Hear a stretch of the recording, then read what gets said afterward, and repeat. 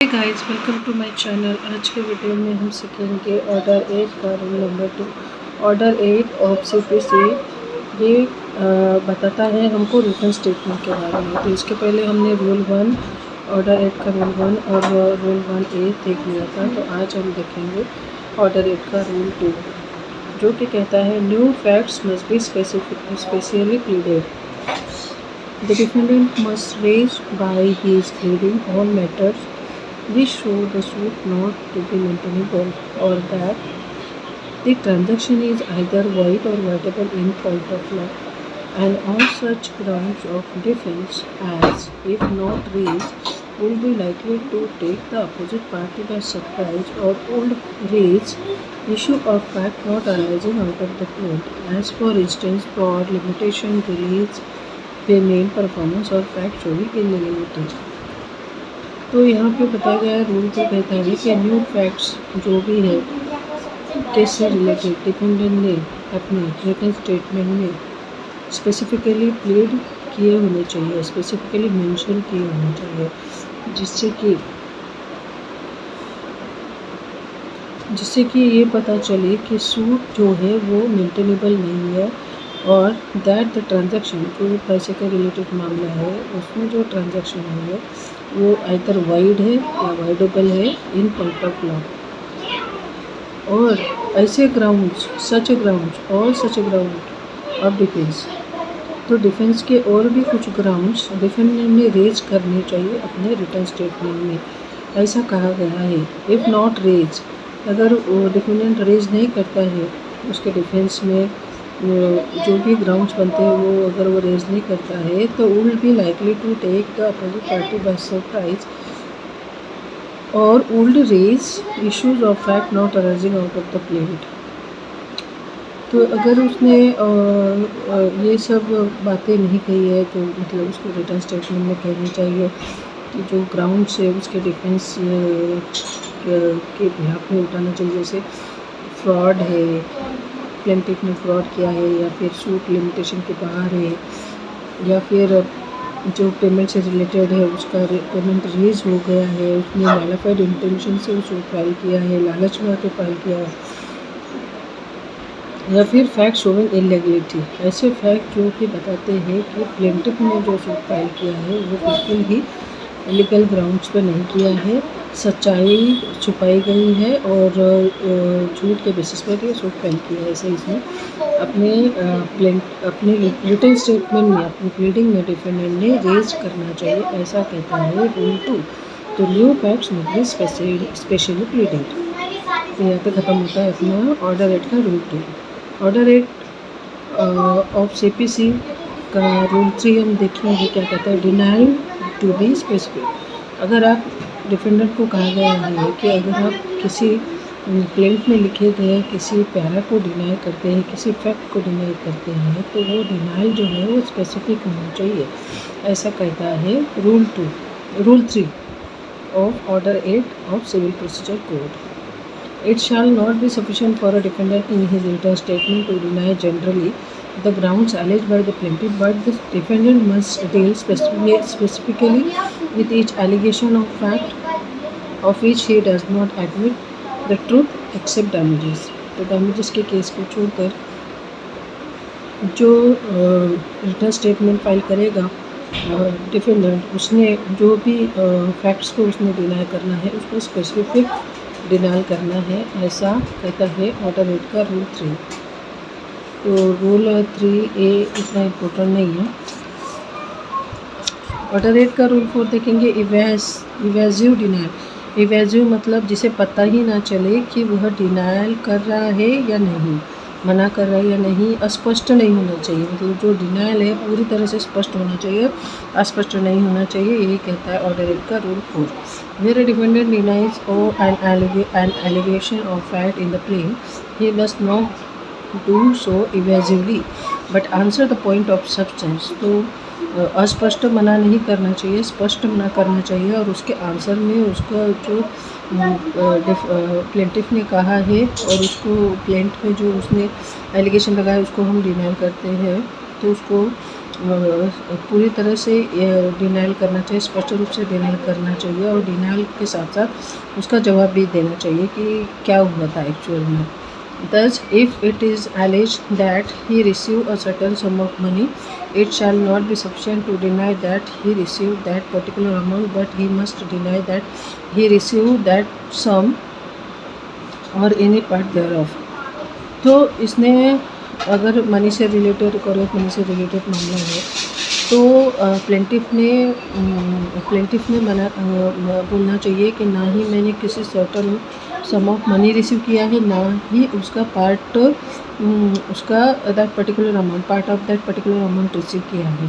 ठीक है, तो ये उसने करना चाहिए। और else set out how much he receive, या फिर ये बताना चाहिए कि उसने कितना रिसीव किया है। एंड इफ़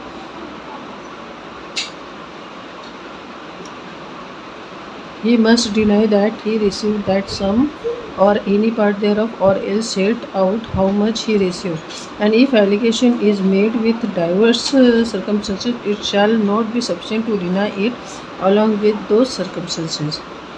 तो जो भी डिनाइल होना चाहिए वो इवेजिव डिनाइल नहीं होना चाहिए, कहता है ऑर्डर 8 का रूल 4। ऑर्डर 8 का रूल 5 कहता है स्पेसिफिक डिनाइल। सब रूल 1 कहता है every allegation of fact in the plain, if not denied specifically or by necessary implication or stated to be not admitted in the pleading of the defendant, shall be taken to be admitted। अगर किसी भी plaint में किए गए allegation का अगर specific denial नहीं होता है तो ये माना जाएगा कि उसको डिफेंडेंट ने एडमिट कर दिया गया है। ठीक है, एक्सेप्ट इसको छोड़ के as against a person under disability.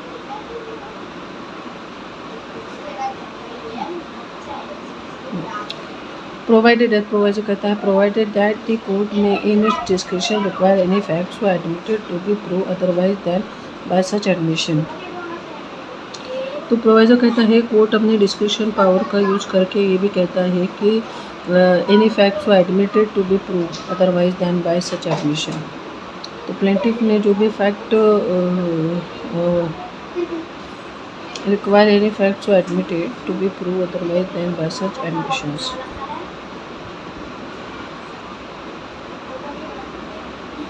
तो जो भी फैक्ट डिफेंडेंट एडमिट करता है उसको वो प्रूव करने के लिए कहा जाएगा प्लेंटिफ को, ऐसा कहता है प्रोवाइजर। रूल 5 का सब रूल 2 कहता है the defendant has not filed a pleading, अगर डिफेंडेंट प्लीडिंग फाइल नहीं करता है, रिटन स्टेटमेंट फाइल नहीं करता है, it shall be lawful for the court, तो कोर्ट के लिए लॉफुल रहेगा कि वो जजमेंट प्रोनाउंस कर सकेंगे on the basis of the fact contain in the plaint में जो भी फैक्ट कंटेन है, प्लेंट में जो भी फैक्ट बताया गया है उसके आधार पर कोर्ट जजमेंट प्रोनाउंस कर सकता है अगर डिफेंडेंट रिटन स्टेटमेंट फाइल नहीं करता है तो। Except as against a person under disability, यहाँ पे भी वो एक्सेप्शन दिया गया है। बट द कोर्ट में in discussion require any such fact to be proved, या फिर कोर्ट ये भी कह सकता है प्लेंटिफ को कि आपने जो प्लेंट में लिखी गई बातें हैं उसको प्रूव करिए करके।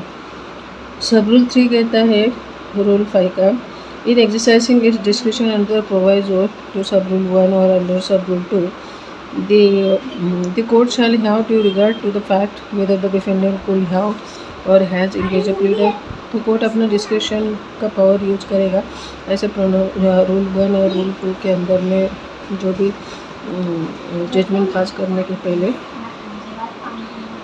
या फिर कोई भी मानने के पहले कि अगर उसने स्पेसिफिक डिमांड नहीं किया है तो वो एडमिटेड है करके थ्रू डिफेंडेंट। तो रूल 3 ये कहता है रूल 3 ये कहता है कि कोर्ट ये कंसिडर करेगा कि क्या डिफेंडेंट लीडर को हायर कर सकता था, मतलब इंगेज कर सकता था या किया हुआ था।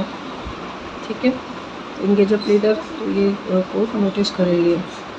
सब रूल 4 कहता है ऑर्डर 8 रूल 5 का whenever a judgment is pronounced under this rule, a decree shall be drawn up in accordance with such judgment, and such a decree shall bear the date on which the judgment was pronounced। तो ये सब rule 4 कहता है कि जब भी judgement pronounce किया जाएगा तब ये डिक्री ड्रॉन अप की जाएगी। ठीक है, और जजमेंट के साथ में डिग्री ड्रॉ की जाएगी और उस डिग्री पर वो डेट मेंशन की जाएगी जिस दिन वो जजमेंट प्रोनाउंस किया गया था। ठीक है, बस ये रूल 5 तक हमने देख लिया है। आगे के रूल हम नेक्स्ट वीडियो में देखेंगे। देखिए, हमने WS के बारे में देखा था कि रिटर्न स्टेटमेंट डिफेंडेंट को फाइल करना है जब उसके अगेंस्ट में प्लेंटिफ सूट फाइल करता है तो, और जब उसको समन्स रिसीव हो जाता है तो डिफेंडेंट ने अपना रिटर्न स्टेटमेंट देना होता है। तो ये मराठी में मैं आपको रिटर्न स्टेटमेंट दिखा रही हूँ कि ऐसे रिटर्न स्टेटमेंट होता है। तो जैसे विकलेल्या मालाचे पैसे वसुलीच्या दाव्याची कैफियत रिटर्न स्टेटमेंट को मराठी में कैफियत बोलते हैं। तो इधर कोर्ट का नाम रहेगा, इधर पार्टीज़ का नाम रहेगा, फिर डिफेंडेंट ऐसे लिखेगा। ठीक है, तो स्पेसिफिक डिनायल आ रहा है। देखिए, इस तरह से कैफियत लिखनी होती है दोस्तों। आई होप आपको मराठी समझ में आती है। तो ये जो मैं वीडियो बना रही हूँ आपके लिए हेल्पफुल बन रहा है। अभी मैं पढ़ के नहीं दिखा रही हूँ, सिर्फ आपको दिखा रही हूँ कि इसका फॉर्मेट ऐसा होता है। ठीक है, तो पैरा नंबर 5 तक हमने स्पेसिफिक डिनायल किया है। ठीक है, और पैरा नंबर 6 में हमने जो भी स्पेसिफिक प्लीडिंग है वो हमारी बताइए कि सच्चाई में क्या, असलियत में क्या हुआ था करके।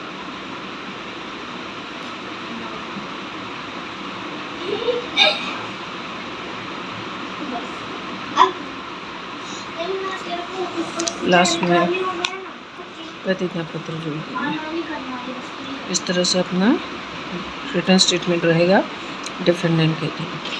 आई होप आपको मेरा वीडियो अच्छा लगा हो, और वीडियो अच्छा लगता है तो लाइक कीजिए, चैनल को सब्सक्राइब कीजिए और मुझे बहुत सारा सपोर्ट कीजिए। Thanks for watching my video.